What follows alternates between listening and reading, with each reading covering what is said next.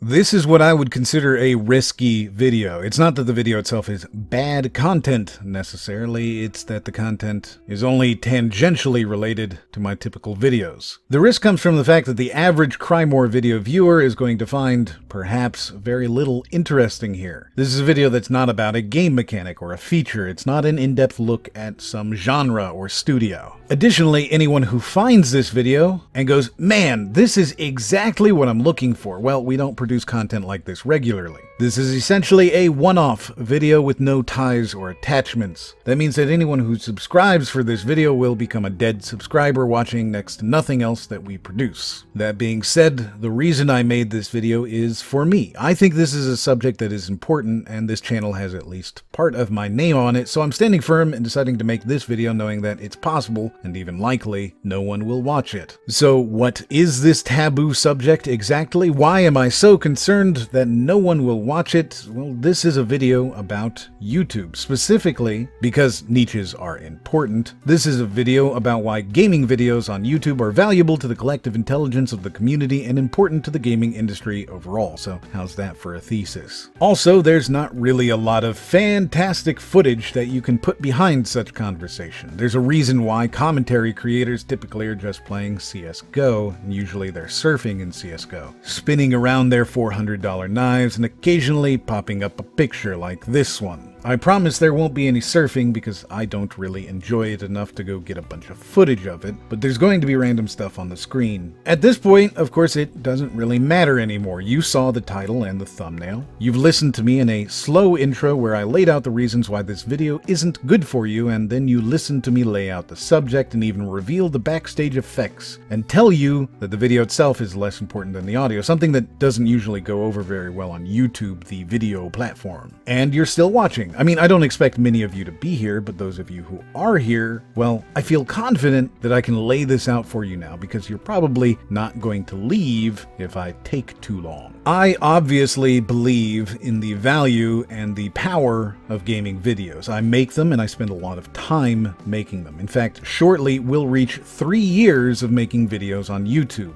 and we've never, not once, missed a scheduled upload. And I'm not huge by any means, but I still have hundreds of thousands of views and millions of minutes of watch time. In fact, there's never been an opportunity or a method where a single person can talk to as many people and influence and affect as many people as we can today. A small channel like myself can actually make a difference and change things on a larger scale, assuming the right person sees the video and makes the change. Larger creators can literally change the fates of game developers in radical ways, both positive and negative. In the positive, look at Thomas Was Alone, a game that was mildly successful, gets covered by Total Biscuit and Video, and next thing you know, Mike Bithell, the developer, has doubled his sales in a week. He told The Telegraph in 2015, in 1 week it had pretty much doubled the amount of money the game had made. I think I was still a bit naive at that point. I assumed YouTube was kind of cool and people were making videos and it was all good publicity.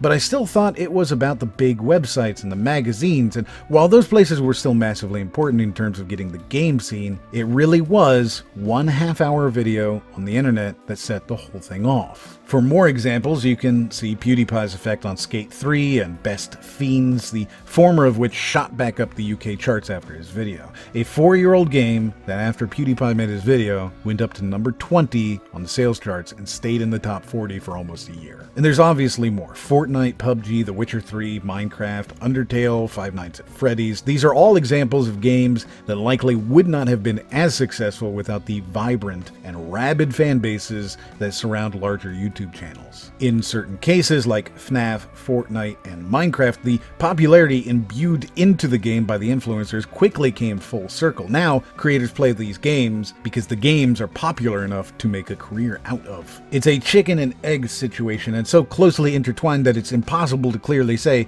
whether Shroud and Dr. Disrespect made PUBG popular, or if PUBG made them popular. Was it Ninja that drove Fortnite to extreme heights, or was it Fortnite that allowed him to reach there? And obviously, I don't exclusively pin it on these creators, they are but examples. I'm referencing the ecosystem overall.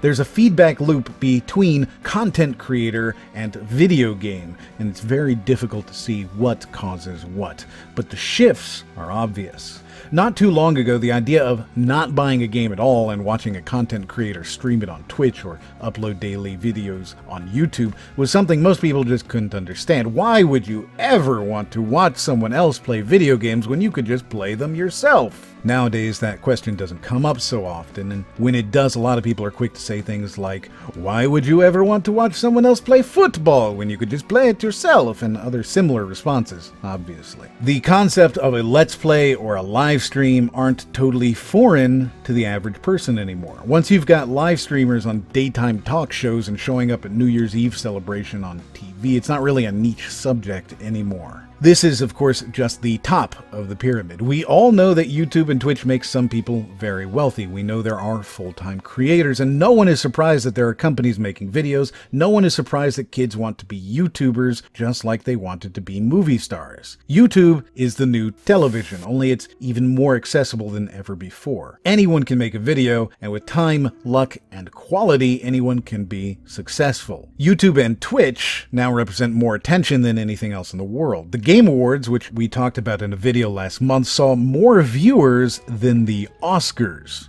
That's a pretty serious shift in attention. 90% of gamers say they look up tutorials for games on YouTube or visit YouTube or Twitch to see how to improve their game. I have absolutely watched a streamer play a game and then bought that game because it looks fun. Of course, this is where I get to be an elitist. I actually prefer videos over streams. The reason I believe a gaming video is better than a gaming stream, videos preserve the sanctity of the original game. Streaming objectifies the reaction over the build-up to the reaction. A streamer will only be shared when there is a clip less than 60 seconds long that taps immediately into some visceral emotion, fear or laughter, anger. A clip that is immediately funny, immediately scary, immediately makes you angry. Those are the clips that are shared, and so a streamer on Twitch is incentivized to seek those reactions, to engage in 4-hour clickbait marathons for more followers, more subscribers, bits and cheers, donations, and fame.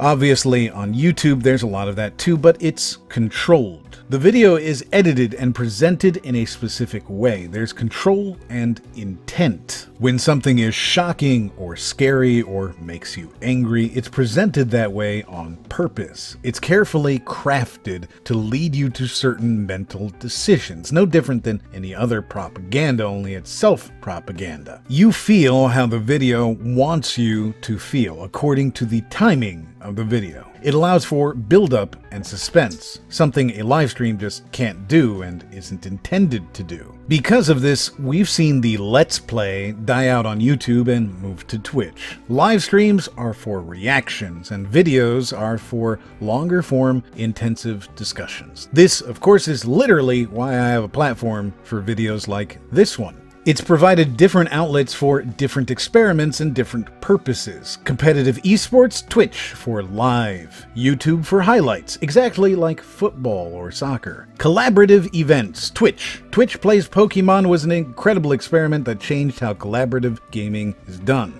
Then, on the other side, we have gaming videos, YouTube videos. Would No Man's Sky have been so reviled had it not been built up by YouTubers and then torn down by YouTubers? Would we have the discussion we have today around loot boxes and microtransactions without the vehement and virulent YouTube attacks on those types of monetization in gaming? A 60-second unscripted semi-organic rant on Twitch doesn't have quite the same impact as a 30-minute teardown with examples and interviews. These are just the ways that video has changed the landscape of gaming culture, but it's changing the way that gamers operate as well. Beyond just watershed moments, the fact of the matter is that thanks to content creators and how we have to make content, and we have to make it accessible and easy to understand, and we have to make it entertaining, because of how the very fabric of content creation works, we have seen a major change in how the audiences think. There is now, today, a higher level of understanding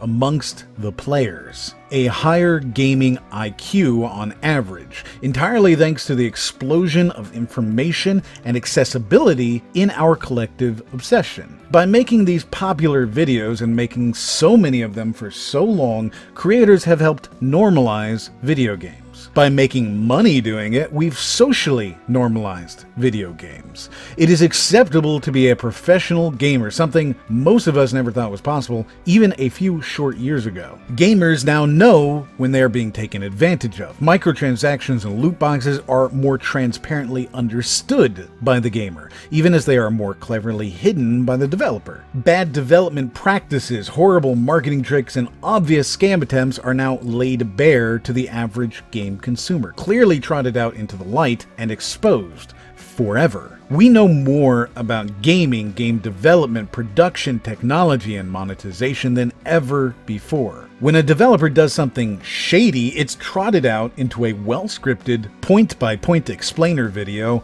within 24 hours. When something is broken, it gets attention on a level unheard of. Suddenly, everyone knows about the glaring problem, whatever that problem may be. The average knowledge of the average gamer has never been higher, and that is thanks to YouTube, specifically gaming videos on YouTube. To reiterate that convoluted thesis from before, gaming videos on YouTube are valuable to the collective intelligence of the community and important to the gaming industry overall. Again, this is not my traditional content. I don't usually talk about YouTube. I do tend to talk about gaming, and if you like this video, please consider sharing it. We are small creators on YouTube, and the only way we can possibly grow is if you share our content. So if you liked this video, please share it. You can also watch another video in the corner right now, and as always, we'll see you on the next one.